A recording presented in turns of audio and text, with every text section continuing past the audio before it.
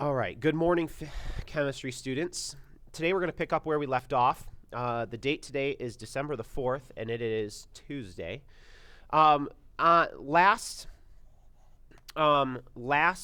Yesterday, we talked about ions, and we talked about how they're atoms that have different charges, positive or negative. And you can see kind of on the screen here that we have some ions here. We have ions that have positive charges. We have ions that have negative charges. Okay, and these ions, you see that the positive ones are getting smaller, and then when we get to the negative ones, there's a massive jump in radius, and then they also continue to get smaller. So we're going to talk about that a little bit this morning. These trends are described here in the text if you want to take the time to read that on your own. Okay, but we're going to move on here a little bit. Okay, here we have some atomic radii. Okay, now notice the yellow atoms are neutral. They have an equal number of protons and an equal number of electrons. All right, these are negative. Does anyone remember what a negative ion is called? Think cat's positive. What do we call negative? Kuhn. An anion. Very good. Anions are negative. We think cats are great. They're positive. They meow. They purr. They're good, friendly pets. Not pats. And then there are anions, which are negative, and we kind of think of those as being like onions. And if you remember, we were talking about yesterday, you can visualize what it's like to have an onion. They're not very much fun if they're in your face. Okay, so now what we have here, you'll notice that nitrogen, I want to go back.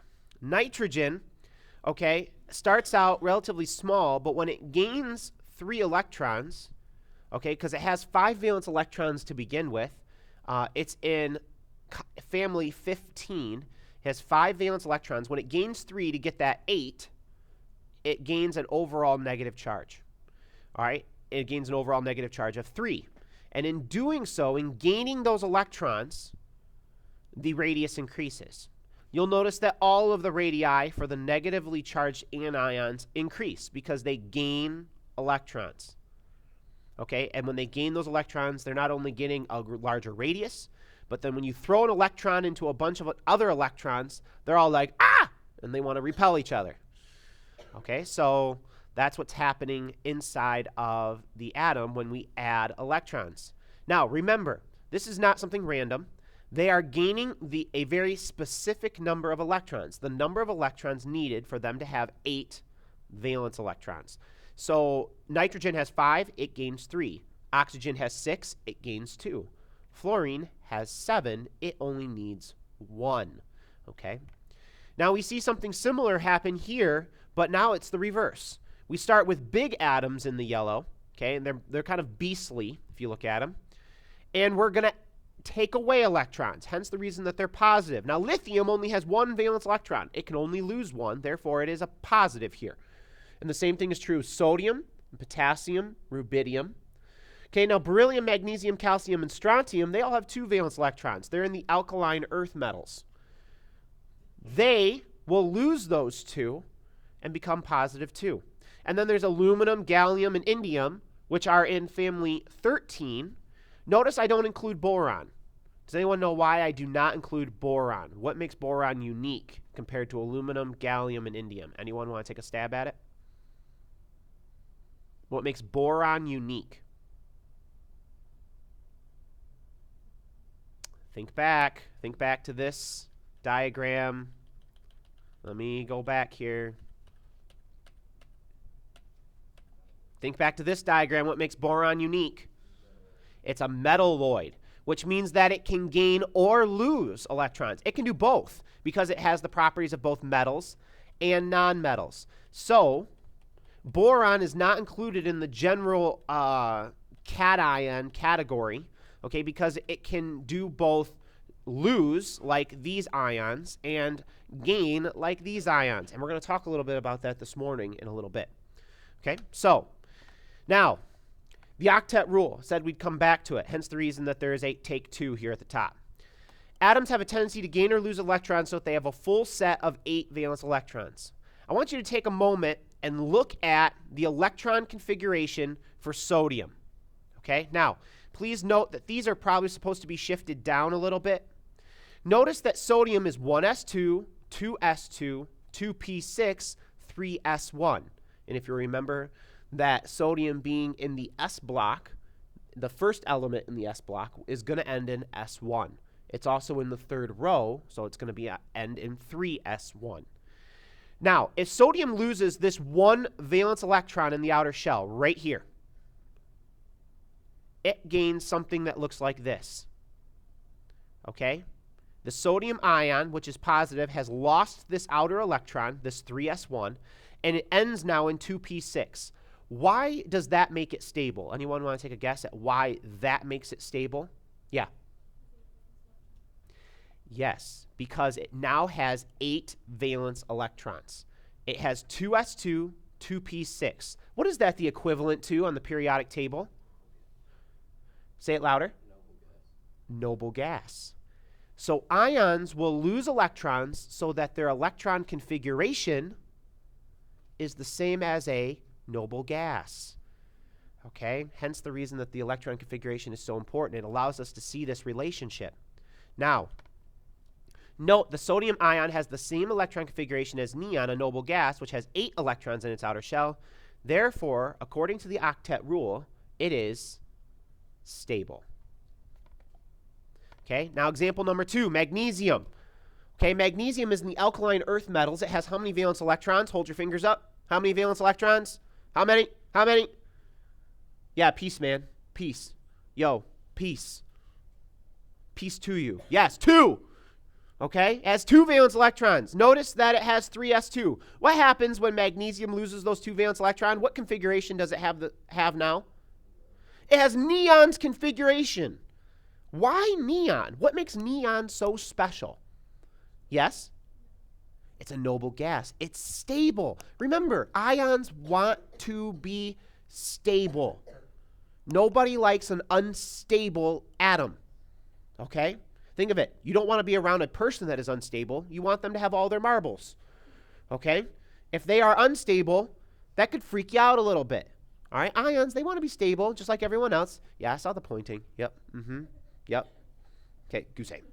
Anyway, now that is recorded. The magnesium ion has the same electron configuration as neon, a noble gas, which has 8 electrons in its outer shell. Again, notice 2s2, 2p6. Therefore, according to the octet rule, it is also stable. All right, new idea today. A new idea.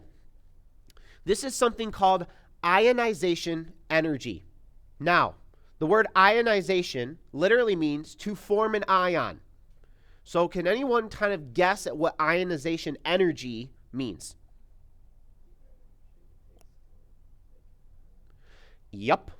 Someone did say it. The energy needed to remove or gain electrons to form an ion. Okay? So in the following chart, which is on the next slide, I want you to think about any patterns that you might see. Okay? So just think about these patterns. Okay? Look at this chart for a moment. Take just a couple of moments and look at it. I want you to notice at the elements on the bottom. I want you to notice the elements on the top. I want you to notice where they are on the graph. I want you to notice the pattern. Okay, so just take a few moments and see if you can figure it out. Now, I just explained this the third hour. They're all experts in this diagram. So if you have any questions, you can see PJ Gousset, and he will explain it to you. Or Rachel Andrzejewski, or any of the other wonderful, bright minds in third hour, except Mitchell Meyer. I wouldn't trust that guy. So anyway, if you look at this diagram, you will notice that there is a trend. It looks like a mountain range, okay? Or it looks like one of those cardiograms in the hospital where it goes the beep, beep, beep, okay? Or it might look like your skin at the atomic level. I mean, that's what your face pretty much looks like at the atomic level. It's pretty much about a mountainous terrain of pointed peaks and atoms. All right, but in this diagram, there's something very important. If you notice, the elements on top are a very special group of elements. They are noble gases. And you'll notice on the bottom that these elements here are family 1 elements. Now, notice that as we increase the number of valence electrons, the amount of energy needed to create the ion, either loss or gain of an electron, increases dramatically. So much so that the noble gases, which are stable, put up a huge fight. I mean, bam! They don't want anything to do with it. They are going to fight tooth and nail to resist the loss of their electrons. Whereas lithium, he's like, yeah, you can take it. Yo, I'm cool. Okay? And sodium, potassium, rubidium, cesium. Okay, cesium is the one that loses its electrons the easiest. Now you'll notice one kind of minor variation, and that is here, and that is because radon, even though it's a noble gas, is actually somewhat unstable. It's actually radioactive. Okay, and if you want to look into that, your home actually might have probably has some sort of radon in it. Okay, a lot of people will get radon tests to check for radon because it can be very harmful, especially for pregnant women. It can cause your babies to have birth defects. So always check for radon in the home, especially when you're going to buy a house. Okay, which you guys will be at that point sooner than later. Within the next decade, you'll probably be doing that. So just keep that in mind. All right, so you have the increase in energy is you have to increase the amount of energy in order to create an ion. So for instance, lithium is here, and then the next element would be sodium, and so on and so forth, and then we kind of go across the periodic table, okay, and these are some representative elements. Okay, aluminum is probably somewhere in here, okay, so it's kind of middle of the road, and there are other elements as well that are middle of the road. You'll notice that there are a couple of breaks here, here, here, here. Those oftentimes are the metalloids, which create these unique points because they can be both metals and nonmetals, which have unique properties. Okay, here's another chart. Okay, and this is also for ionization energy. But notice the elements on the side: sodium, magnesium, aluminum, silicon, phosphorus, sulfur, chlorine, and argon. So we're actually in period 3, going across, left to right across the periodic table. Now notice what happens here. These are the ionization energy for 1 electron, 2 electrons, 3 electrons, 4, 5, 6, 7 electrons. Okay, so each column represents the energy needed to remove that particular electron. So if I want to remove 2 electrons, that's this column. If I were to remove 5 electrons, that would be this column. Okay? Now, if sodium has a relatively low energy for its first electron, but look what happens when you want to take its second. It jumps, yo. It is like through the roof. Woo! Like way up, through the top, gone, off the charts. It's out there. Okay, it doesn't want to lose that second electron, man. When you get rid of the first one, it's like, no, you can't have any more, okay? So, and notice the same thing with magnesium. Magnesium's like, okay, I'll lose 1 and 2. But man, when you get to that third one, bam, resistance right through the roof, okay? And notice with aluminum, which has 3 valence electrons, by the way, you get 577, okay. 1815, yeah, all right. 2740, that's not so bad. 11,000, woo! Huge! Okay, so you notice that once we surpass the valence electrons, it is possible to remove more. Okay, we could take more marbles, but it puts up a huge fight because once it becomes stable, it's going to fight tooth and nail for that stability. All right, and we see argon, its numbers are just big all the way across the boards. And chlorine, it's big across the boards too. It's very, very, very difficult with anything over 5 valence electrons to lose. We notice even with phosphorus, at the 5th, we're 6,000 something in the neighborhood of like kilojoules. That is a lot of energy needed, okay, to remove these electrons. All right, so typically speaking, elements which have 1, 2, 3, or 4 electrons, valence electrons, will lose them. Anything with 4 or more will have a tendency to actually take electrons from the weaker ones. So they'll actually have a tendency to gain electrons. Okay? All right, a quick note in your notes this morning. Please be sure to write this down. Write this down. This is very important. Metals, okay, and you should know what the metals are. Metals will always lose their electrons. Metals lose electrons. That is a property of metals. They will always lose their valence electrons. So whether it's bismuth, which has 5 valence electrons, it will lose those 5, okay? The nonmetals, purely the nonmetals, will always gain. So like carbon, phosphorus, sulfur, nitrogen, oxygen, chlorine, bromine, iodine, fluorine, all of those will gain electrons. They will not lose. Generally speaking, they could, but almost always they do not. They gain, electrons. Metals lose, nonmetals gain. It's those pesky metalloids that can go either way. Okay, and so what I'm going to do here this morning is I'm going to pull up a diagram of a metalloid. Okay, and let's see if I can find my periodic shell. It's in here somewhere. Here it is. All right. Now, I'm going to go ahead and I'm going to try to write on this. My hope is that I can write on it. Well, that doesn't want to work. Let's see if I can get it to work here. Let's go to screen capture.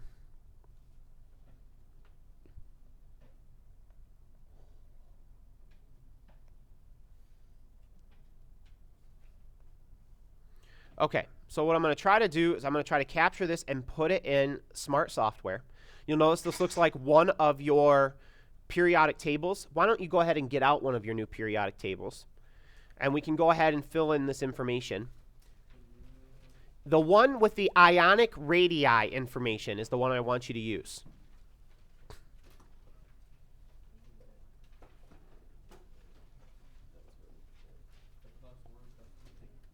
Yeah, the +1, +2, we're going to kind of go over that a little bit today. I want to make sure that you get it and understand it. It's very, very important. We're going to make some minor changes, but only to the metalloids. And, okay.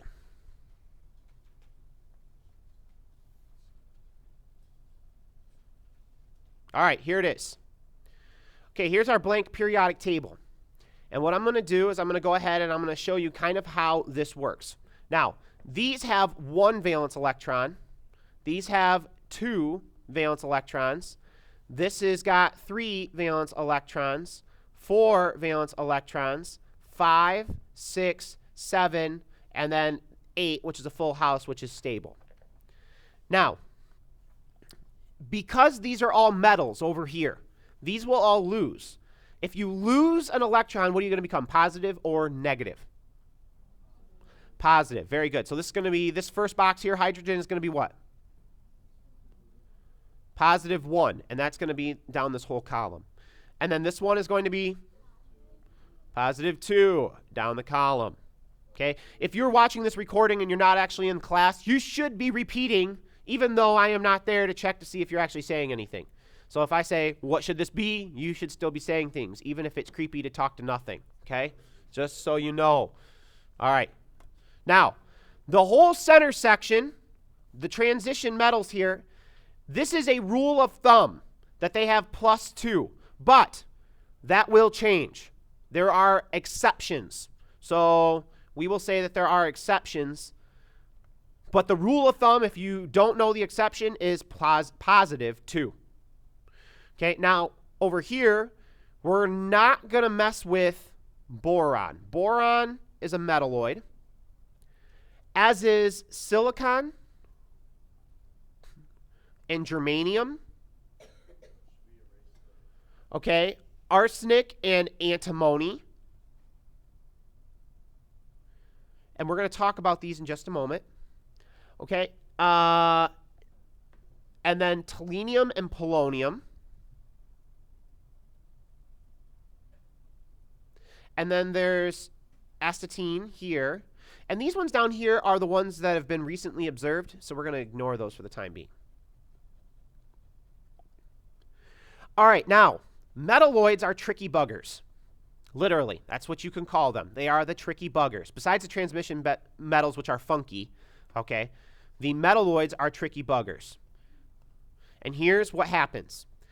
If it acts as a metal, it's going to lose. Remember, metals lose. Nonmetals gain. So if it's a metal, if a metalloid acts as a metal, it's going to lose. Now, if it has 3 valence electrons, how many is it going to lose? Say it louder. Very good. Positive 3 is what it's going to become because it's going to lose 3. If it gains, though, if it acts as a nonmetal, it's going to have to get to 5. So if it has 3 already, how many does it need? 5. If it gains 5, it's going to become negative. So it's going to be negative 5. So boron is plus 3 or minus 5. Now, it's this 4th valence electrons, these 4 valence electron column, that's easy. It's just plus or minus 4, plus or minus 4. But then we get into the it's arsenic and antimony. Now, they have 5 valence electrons. If they act as a metal and lose, they become what? Positive. We go from positive 3 to positive 4 to positive 5, or we go from negative 5 to negative 4 to negative 3. Because if it gains 3 to get 8, it'll become negative. If it loses 5 to get a noble gas configuration, it'll gain a charge of positive 5. Everything in that column is the same. So this is plus 5, minus 3. Above the metalloids are always negative. So these would be minus 3. This would be minus 4. Below the metalloids, though, it's positive because that's where the metals are. So this is going to be plus 5. And this is going to be plus 4. And this is going to be plus 4. And these are all going to be plus 3. Now, when you have 6 valence electrons, if you are these 3 boxes here, which are nonmetals, what happens? Do you gain or lose? Nonmetals, which you're gonna gain or lose? I might be circling the word right now. Gain. Very good. Oh, man. Excelente. Now, if it has 6, how many does it need to get 8? Okay, this is where you take 8 and subtract 6. And we get 2. That's right. 2, which is the German word for 2. So we're going to get 2. And if we gain, we go negative. These are all going to be negative 2. Now, this one is going to be a negative 2, and this one's going to have a negative 2. But because they're metalloids, they also could lose. If they act as a metal, their electrons, possibly becoming positive what? I think you guessed it. If you want to, but if you don't know, it's this positive 3, positive 4, positive 5. You can guess the trend, positive 6. The last column is a lot easier. We see negative 4, negative 3, negative 2. We're starting to notice a pattern. Minus 1, minus 1, minus 1. So this one's going to be positive 7 or minus 1. Now, the noble gases, they don't gain or lose. So they're just zeros. They're not going to ionize. They could, but they're not likely to. So we just assume that they don't, especially in a first-year chemistry class. Okay, these guys down here are all about positive 2. For the most part, that's the general rule of thumb because they're metals. They're going to lose. They're going to be positive.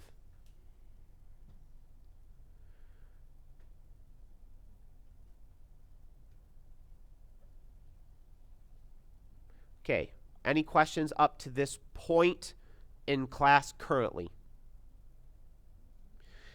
If you are listening to this as a recording, if you have questions, please post them to the student forum, and hopefully I'll be able to answer them, or one of your peers can answer them for extra credit in a timely manner. Please also note that on the extra credit forum, there is a double points opportunity for a very short period of time. So it's kind of like Mr. Bornheimer's point sale. Okay, take advantage of the sale and save your grade sort of thing, kind of thing. Let's go back to the PowerPoint now. And here it is.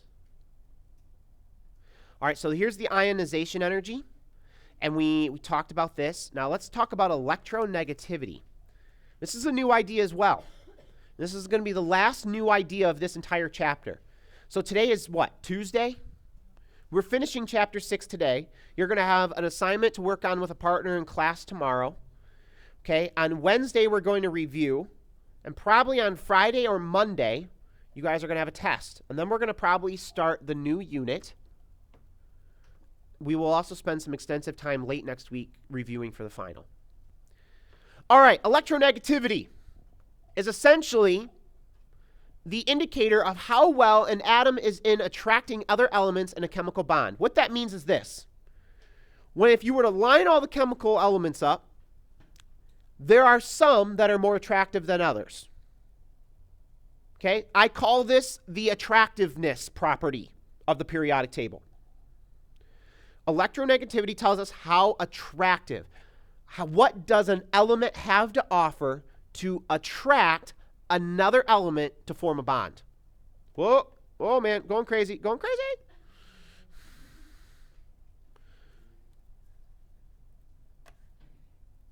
All right, so electronegativity is an indicator of how well an atom is at, really should be at, attracting other elements in a chemical bond. Now, fluorine has the greatest electronegativity reading of 3.98. Please understand, that is the highest electronegativity an element can have. Fluorine, boy, fluorine is attractive.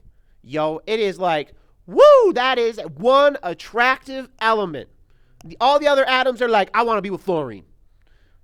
Okay, so that's what's going on in the periodic table. Fluorine has got like, ooh, hello there, other elements.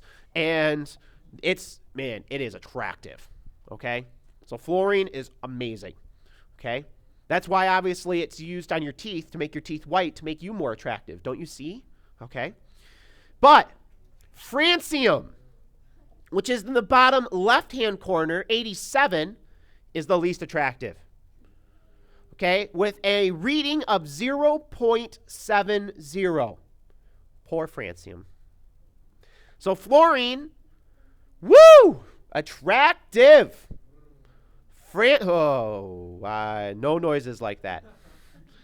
Francium, small electronegativity, not very attractive. Now notice where they are in the periodic table. If you will, look to your left, look at the periodic table. Are they close to each other? No, they're not. If you think so, you have spatial reasoning problems. Fluorine is in the upper right-hand corner. Francium is in the bottom left-hand corner. Okay? So if we want to, here's kind of a cool chart of electronegativity. It's kind of 3D. All right, so notice the taller the column, you can also see the numbers, the greater the attraction. Now notice that for the most part, a majority of the metals, these green elements, all have basically a very similar electronegativity. Obviously, over here on the right-hand side, there are a few more. And if you look, the lanthanides and actinides are somewhere in the neighborhood of here. They have a relatively low electronegativity. These guys over here, a very low electronegativity. Now remember, it's an attraction. It's not how well it reacts. Those are different. It's an attraction. Think of it as almost like a gravitational field. Okay, if you think back to Star Wars and the Millennium Falcon getting pulled in by the Death Star because the Death Star is massive and it has this attraction, it has this, this field that's pulling it in, but the Millennium Falcon is small and it doesn't have a great attraction, so it can't draw things to it, okay? Larger planets have greater gravity. Well, it's kind of what's happening here, but it's not size. Fluorine will have a greater ability to attract elements to it. Doesn't necessarily mean it's very reactive, but it has the ability to attract. It's popular. Francium, not so much. Yes, question. Helium, MIA, man. Actually, it's a noble gas. It's stable, and so it has no attraction. It's like, yo, I'm good. Like when it says in the Bible that, Paul says some people can just live without a mate. Those are the noble gases. They are happy being by themselves. We can call they're hermits, okay? Or you can call them monks, or you can call them whatever you want, but they are stable. They don't mind, being off the grid. Now, please notice that there's a trend here, except for hydrogen. It increases not only as you go towards the top, but as you go from left to right.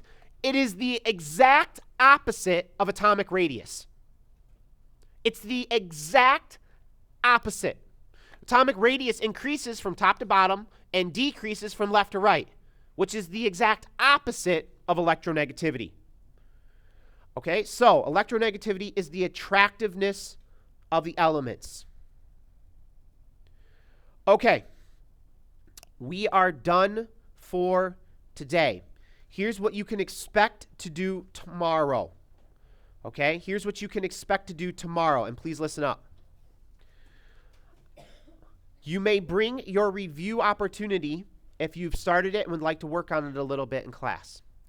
Okay, that is one option. Your second option for tomorrow, okay, is you will have a homework assignment that you should work on in class. You will also have some tables that you will have to fill out in your periodic table packet, okay, and I will explain what I want filled out, and the diagrams are in your book, okay, so you can figure that out. You can think through these what we talked about today. Okay, so I will give you all of these things tomorrow. Do not come with nothing to do. Make sure you bring something chemistry related. Okay, I do not want you sitting here just chatting it up. Okay, they're too close to final exams with too much to do for you to waste your time. If anything, you could also print off the PowerPoint 6 slides per page at least and study for the test, which will be later this week. Okay, this concludes Mr. Bornheimer's December 4th, 2012 presentation on the periodic table. If you have any questions, you can ask them on the question forum on my website at bclassroom.blogspot.com. Thank you.